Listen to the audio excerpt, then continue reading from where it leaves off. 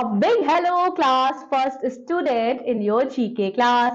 Today we are going to study chapter number 8 on the farm. आज हम पढ़ेंगे कि फार्म पे क्या क्या होता है, फार्म पे क्या है. Number 1 is your horse fact. Horse can't throw up. Horse teeth grow throughout their life. Okay. सो जो हॉर्स होते हैं वो थ्रो नहीं कर सकते हैं और उनके जो दांत हैं वो लाइफ टाइम जो है वो बढ़ते ही रहते हैं. Here we have some table. Mama horse, look at your foal. He hung the farmers on the pole and ate up all the hay under the table. Please send him back in the stable. Wow, so beautiful poem it is. So Mama Horse, आप पोल को देखिए, उसने क्या किया है, उसने अपना जो हंग कर रखा है फार्मर्स के कोट को पोल पे, और हे मतलब बच्चों जो हॉर्स खाते हैं वो उनका खाना होता है और वो कहाँ रहते हैं. सो बेसिकली चैप्टर आपको ये समझाने के बारे में है कि कौन सा जानवर जो है वो कहाँ रहता है, उसका प्लेस ऑफ लिविंग क्या है. जैसे हमारा प्लेस ऑफ लिविंग क्या है, हमारा प्लेस ऑफ लिविंग हमारा होम है, इसी तरह से हॉर्स का प्लेस ऑफ लिविंग उसका स्टेबल, उसका stubble है. Now Baba Black Sheep fought with the hen, took her lamb and went to the pen. They had some grass just outside the farm and gave us some wool to keep us warm. Okay, so Baba Black Sheep. तो जो sheep होती है बच्चों, आपको पता है sheep हमारे लिए कैसे हेल्पफुल है. शीप के जो फर होते हैं, शीप के जो हेयर होते हैं वो हम रियर करते हैं. शीप हमारे लिए जो उसके वूल्स होते हैं हम रियर करते हैं और उनसे हम कपड़े बनाते हैं. They had some grass just outside the farm. और वो क्या खाते हैं, शीप जो है वो घास को चरते हैं, वो घास खाते हैं. Then we have sheepy facts. अब शीपी फैक्ट्स क्या है, हॉर्स का फैक्ट क्या था कि उसके दांत जो है वो हमेशा बढ़ते रहते हैं. तो शीपी फैक्ट्स बताओ क्या है. शीपी फैक्ट्स है, sheep self medicate when they are ill. जब शीप बीमार पड़ती हैं तो वो खुद को अपने आप ही ठीक कर लेती है. They eat specific plants to cure themselves. और कोई ऐसा प्लांट्स होता है उसको खा के वो सही हो जाती हैं. Then we have Mrs.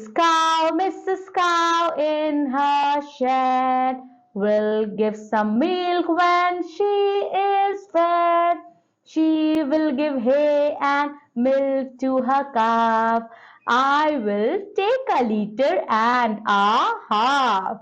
So now we have cow here. So जो मिसेस काउ होती है, जो फीमेल काउ होती है, यानी कि जो गाय होती है, वो क्या करती है, वो हमें दूध देती है और वो अपने दूध अपने बच्चे को भी पिलाती है. अपने काफ, जो गाय का बच्चा होता है उसको काफ कहते हैं, उन्हें भी पिलाती है और हमें भी दूध लेती है.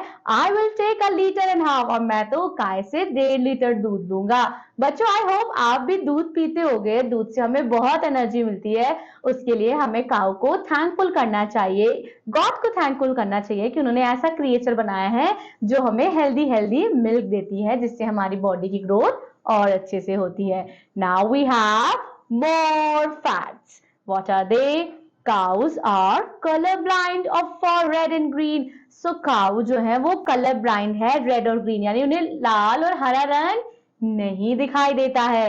Cows do not have upper teeth. और गाय जो है, जो गाय है हमारी काऊ है, उसके upper teeth नहीं होते हैं. Next we have hen. Mrs. Hen in her coop, using some grains to cook up some soup. Mrs. Hen in her coop, using some grains to cook up some soup for Mr. Roaster and all her chicks. Clickety-clack, clickety-click. When Mr. Hen is fat and free, she will lay egg you and for me. Okay dear learner, now अब जो मुर्गी होती है वो कहाँ रहती है, मुर्गी रहती है आपकी कूप में, और वो क्या खाती है, वो ग्रेन्स यानी कि वो दाने खाती है, और वो अपने बच्चों को भी दाने खिलाती है। और वो क्या देती है, मुर्गी क्या देती है बच्चों, मुर्गी देती है हमें अंडा। और अंडा जो है वो बहुत इंपॉर्टेंट सोर्स है प्रोटीन का, जो हम खाते हैं और हमारी बॉडी को स्ट्रॉन्ग बनाते हैं। Now we have collective facts about hens.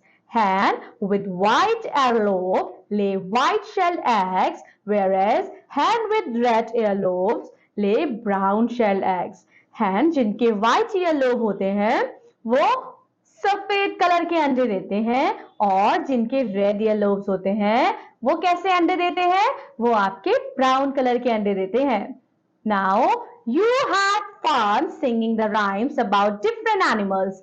Now write the name of these baby animal and match them with their homes. Dear learners, हमने कितनी सारी rhyming poems पढ़ी, और poem के थ्रू हमने बहुत सारी चीजें जानी कि कौन सा जानवर कहाँ रहता है, वो क्या खाता है, और हमने कुछ facts भी पढ़े। अब हमें क्या करना है, अब हमें क्या करना है, हमें उनके बेबीज के नाम लिखने हैं और उनके होम से मैच करने हैं।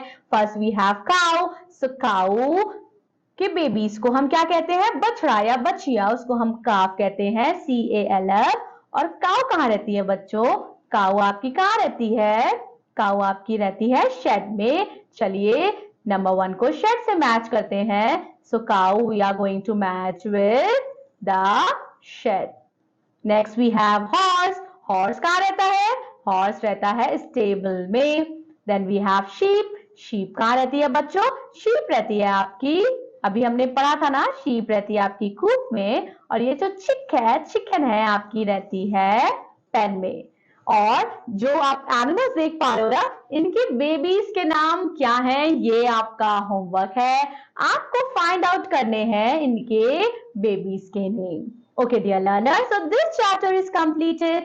We will be seeing you in another GK class. Till then, revise your chapter properly and learn where these animals live and what are their young babies' names. Till then, take care of yourself. Thank you so much. Bye-bye.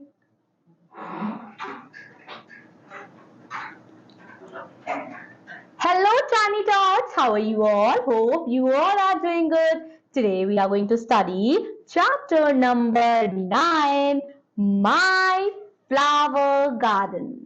So welcome to my flower garden. Count the different flowers and write the numbers. Here you can see there are different colorful flowers are there. So we have to count their number and we have to write the number. So the pink color flower, which is our national flower, ये pink color का flower है, ये हमारा राष्ट्र फूल है। ये क्या है बच्चों, ये आपका है lotus. Now let us count कि लोटस कितने हैं। 1, 2, 3 and 4. So the quantity of lotus are 4. So lotus के आगे हम लिखेंगे 4. Then we have the second one. Second one is your sunflower, सूरजमुखी। चलिए काउंट करते हैं सूरजमुखी को। 1, 2, 3, 4। सो कितने हैं बच्चों सनफ्लावर्स, सनफ्लावर भी आपके 4 हैं। Then we have tulip. So tulip कितना है, चलिए काउंट करते हैं साथ में।